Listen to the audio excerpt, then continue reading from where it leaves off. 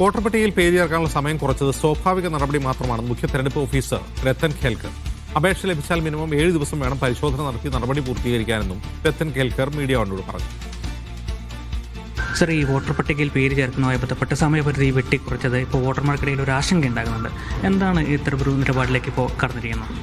ഇപ്പോൾ election commission of ഇന്ത്യയുടെ instructions അനുസരിച്ചിട്ട് നമുക്ക് ഒരു വോട്ടർ ആപ്ലിക്കേഷൻ കൊടുത്ത ശേഷം അതിൻ്റെ ഒരു ഫോർമാലിറ്റീസ് ഉണ്ട്. അതായത് ഒരു മിനിമം 7 ദിവസം നമ്മൾ വെരിഫൈ ചെയ്യാനും പിന്നെ മാൻഡേറ്ററി റൂൾസ് അനുസരിച്ചിട്ട് 7 ദിവസം മിനിമമാണ്. നമ്മുടെ മൊത്തം പ്രോസസ്സിങ് നടക്കുമ്പോൾ ഏകദേശം ഒരു 10 ദിവസമോളം എടുക്കും മൊത്തം ഒരാളുടെ ആപ്ലിക്കേഷൻ പ്രോസസ്സ് ചെയ്യാൻ വേണ്ടിയിട്ട്. കാരണം BLO അത് കൈമാറും, BLO വീട്ടിൽ പരിശോധന നടത്തണം, ബ്രേക്കുകൾ പരിശോധിക്കണം. അതെല്ലാം നോക്കുമ്പോൾ ഏകദേശം ഒരു 7 ദിവസമാണ് മാൻഡേറ്ററി ആയിട്ടുള്ളത്.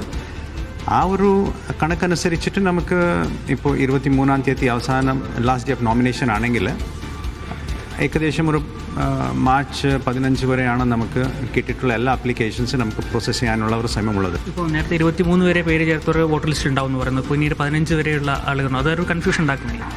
ഇല്ല, ഇപ്പോൾ 23 വരെ ആപ്ലിക്കേഷൻ കൊടുക്കാൻ കാരണം നമ്മുടെ പോർട്ടൽ ഓപ്പൺ ആയിരിക്കും. പക്ഷേ അത് പ്രോസസ്സ് ചെയ്യാൻ വേണ്ടിയിട്ട് ഒരു ആപ്ലിക്കേഷന് മിനിമം ഒരു 7 ദിവസം വേണം. ഇപ്പോൾ 15 വരെ വന്നിട്ടുള്ള ആപ്ലിക്കേഷൻസ് നമുക്ക് 7 ദിവസം കിട്ടുമ്പോൾ 23 വരെ നമുക്ക് ആ പ്രോസസ്സ് ചെയ്യാനുള്ള ഒരു സമയം ഉണ്ടാവും. ഇപ്പോൾ 15-ാം തീയതി വരെയുള്ള പട്ടികയിൽ പൂർത്തി കഴിഞ്ഞാൽ അതിനുശേഷം വന്ന പത്രികയിൽ ഏതെങ്കിലും അല്ലെങ്കിൽ അപേക്ഷയിൽ എന്തെങ്കിലും നടപടി ഉണ്ടാകും? 15 വരെ വന്നിട്ടുള്ള ആപ്ലിക്കേഷൻസിൻ്റെ അഡീഷൻസ് ആണ് 23 വരെ നമുക്ക് സാധിക്കുന്നത്. കാരണം അന്ന് വരെ പോർട്ടൽ ഓപ്പൺ ആയിരിക്കും. അത് കണ്ടിട്ടാണ് നമ്മുടെ മൊത്തം ഇലക്ട്രൽ റോൾ ഫ്രീസ് ആവുന്നത്. അതാണ് നിയമം. അതനുസരിച്ചിട്ട് എല്ലാ കാര്യങ്ങളും കൃത്യമായിട്ട് നമ്മൾ പ്രോസസ്സ് ചെയ്തിട്ട് എലിജിബിൾ ആണെങ്കിൽ അത് ആഡ് ചെയ്യും.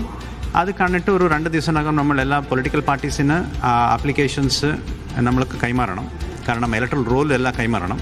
ആ ഇലക്ട്രൽ റോൾ ചെയ്യുന്ന പ്രക്രിയ നമ്മൾ ഇന്ന് നാളെ മറ്റന്നാളൊക്കെ ചെയ്തിട്ട് എല്ലാ പൊളിറ്റിക്കൽ പാർട്ടീസിനും അത് നമ്മൾ കൈമാറും.